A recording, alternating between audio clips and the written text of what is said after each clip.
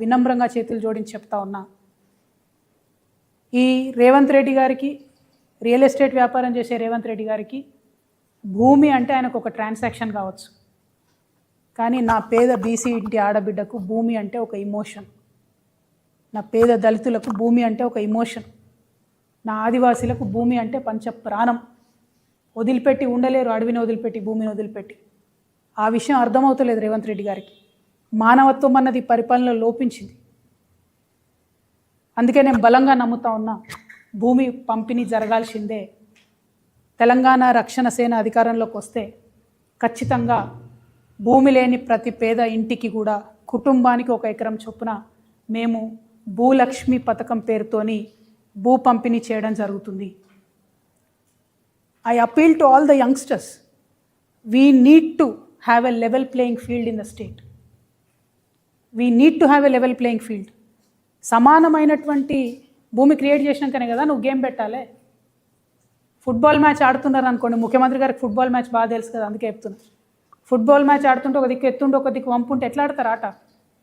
వంపులు ఉన్నోడు ఏదో గోల్ కొట్టగలుగుతాడు. ఇవాళ పేదవాళ్ళ పరిస్థితి అదే కదా. అందుకే భూమి పంపిణీ జరగాల్సిందే. పేద బీసీలకు కానీ, ఎస్సీలకు కానీ, ఎస్టీలకు కానీ, అగ్రవర్ణాలు ఉండే పేదల్ని కూడా న్యాయం చేయగలిగే ఏకైక పార్టీ తెలంగాణ రక్షణ సేననే అవుతుంది.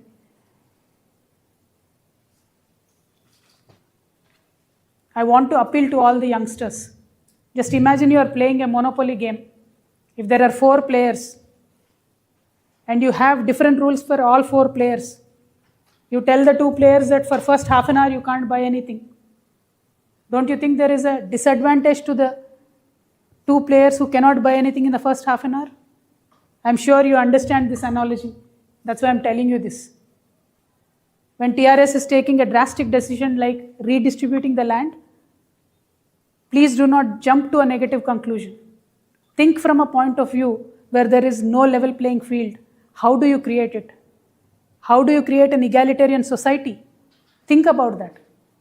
Mere politics is not enough. If social justice has to be achieved in this state or in this country, land redistribution is one of the major ways in which it can be achieved. Telangana Rakshana Sena firmly believes in it, and that is why today we are launching a scheme called Bhulakshmi. We are launching a scheme called Bhulakshmi once TRS comes into power. And right now we are demanding the Congress government that you give land rights, ownership rights to the people with assignment lands. You start the distribution. We will support you as an opposition. You please start the distribution. నేనే అధికారంలోకి వచ్చేదాకా ఆగాలి, అప్పటి వరకు పేదలు పేదగా ఉండాలి అనట్లే. కాంగ్రెస్ ప్రభుత్వం భూ పంపిణీ కార్యక్రమం మొదలు పెడితే మొదటి వరుసలో నిలబడి మేమే పంపిణీ చేస్తాం. ఎట్ ద సేమ్ టైం భూములు లాక్కోవాలని వస్తే మాత్రం గుత్పలు అందుకొని మేమే ముంగటుంటాం. నేను చెప్తా ఉన్నా, మా దళిత ఇంటి ఆడబిడ్డలు నేను అపీల్ చేస్తున్నా, ఎవరైనా మీ భూమికి కన్నెత్తి చూస్తే గుత్ప పట్టుకొని రెడీగా ఉండండి. ఎవరు వస్తారో నేను చూస్తా. అడిగేటోళ్ళు లేరు అనుకుంటున్నారు, కుదరదు అట్లా. రేవంత్ రెడ్డి గారికి వాళ్ళ కుటుంబ సభ్యులకు 100 ఎకరాల భూమి ఉంది. అఫీషియల్గా 20 ఎకరాల భూమి చూపిస్తారు. 20 ఎకరాలు ఉన్నోడికి 1 ఎకరం ఉంటేంది లేకుంటేంది అనిపిస్తుంది, కానీ మనకు అట్లా కాదు కదా. 1 ఎకరం లేనటువంటి పేదల గురించి వాళ్ళు నేను అప్పీల్ చేస్తూ ఉన్నా, వాళ్ళ గురించి మాట్లాడుతూ ఉన్నా. సామాజిక న్యాయ సాధన జరగాలంటే ముందు భూమి ఉండాల్సిందే. అందరూ కూడా నాకు తెలిసి రైతు బిడ్డలే, అందరూ కూడా గ్రామాల నుంచి వచ్చినటువంటి వాళ్ళే, మా మిత్రులంతా, పత్రికా మిత్రులంతా. ఒక గ్రామంలో పరిస్థితి ఇమాజిన్ చేసుకోండి.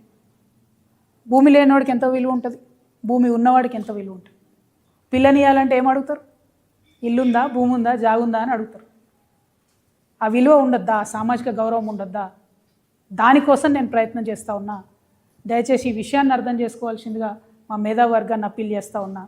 నేను సామాజిక న్యాయం జరగాలి తెలంగాణలో అంటే అది పొలిటికల్ స్లోగన్ కాదు, విప్లవాత్మకమైన గుణాత్మకమైన మార్పు కోసమే తెలంగాణ రక్షణ సేన ముందొచ్చింది. దానికోసం ప్రయత్నం చేస్తుంది. ముఖ్యమంత్రి గారు మీరు సామాజిక అన్యాయం చేస్తున్నారు, దాన్ని సరిచేయండి, బడ్జెట్లో సరిచేయండి, పొజిషన్స్లో సరిచేయండి, 42% రిజర్వేషన్ కోసం సరిచేయండి.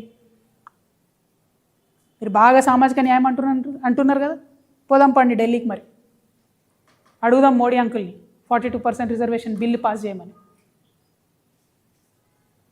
అవి చేయలేకపోతే మీరు చెప్తున్న మాటలు మోసమని తెలంగాణ సమాజం గుర్తించాలని చెప్పి నేను కోరుతూ, మరి భూలక్ష్మి పథకం కోసం మా ఆడబిడ్డలంతా కూడా ఆలోచన చేయాలి.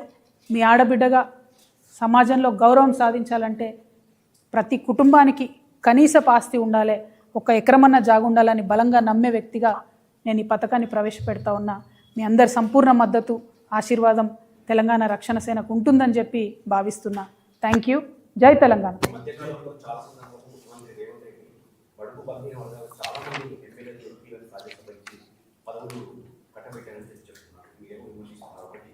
రెండోది ఇప్పుడున్న పరిస్థితుల్లో భూమి అవైలబుల్ లేకుండా అవుతుంది. ప్రభుత్వాలన్నీ కూడా భూములన్నీ వేలం వేస్తున్న పరిస్థితి. ప్రతి పేదవాడికి ఎకరం ఇవ్వడం సాధ్యమవుతుంది. ఫస్ట్ థింగ్ అండి, రేవంత్ రెడ్డి గారు ఏమి ఎస్సీ ఎస్టీ బీసీలను ముఖ్యమంత్రుల్ని ఎమ్మెల్యేలు చేయలేదు. అంబేద్కర్ గారు, పూలే గారు వాళ్ళు చేసిండ్రు. వాళ్ళు ఇచ్చినటువంటి స్ఫూర్తితోని, వారు ఇచ్చినటువంటి రాజ్యాంగ రక్షణలతోని ఎమ్మెల్యేస్ అవుతూ ఉన్నారు. 1. 2, భూమి ఉంది, మనసు లేదు. భూమి ఉంది, మనసు లేదు. పోయిన గవర్నమెంట్ కూడా ప్రయత్నం చేసింది. 13,000 ఎకరాలు ఇచ్చిన తర్వాత ఆపేయడం జరిగింది. నేనేమంటున్నా, ఇవాళ మనం ఫ్రాంక్గా ఆలోచిస్తే, సిన్సియర్గా సీరియస్గా ఆలోచిస్తే, సీడ్ కంపెనీస్ ఉన్నాయండి. సీడ్ కంపెనీస్కు 1000 ఎకరాల భూమి ఉంది తెలంగాణలో. అనేక మందికి కుటుంబ సభ్యుల పేరుతోనో కంపెనీల పేరుతోనో 1000 ఎకరాలు ఉన్నాయి భూమి. Government itself owns more than 60-70 lakh acres of land in Telangana. Nizam ఇచ్చిన సర్ఫెకాస్ భూములు కావచ్చు, భూదాన్ భూములు కావచ్చు, ఎక్కడ పోయినాయి?